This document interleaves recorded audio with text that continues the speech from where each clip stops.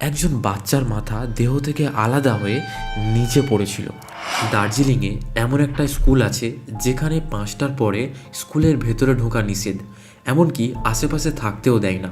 আসলে ঘটেছে কি, একটা সময় স্কুলে একটা বাচ্চার ডেড বডি পাওয়া যায়। তার মাথা দেহ থেকে আলাদা হয়ে নিচে পড়েছিল। একজন নতুন ব্যক্তি ওই স্কুলে চাকরি পায় স্কুলটাকে পরিষ্কার পরিচ্ছন্ন রাখার জন্য।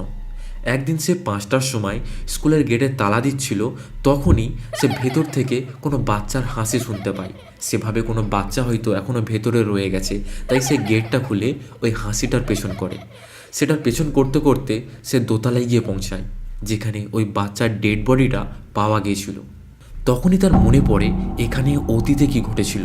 সে ভয়ে ওখান থেকে চলেই আসছিল, কিন্তু যখন সে পেছনের দিকে তাকায় তখনই সে দেখতে পায় সে বাচ্চার মৃতদেহটি তার মাথা দেহ থেকে আলাদা হয়ে আছে।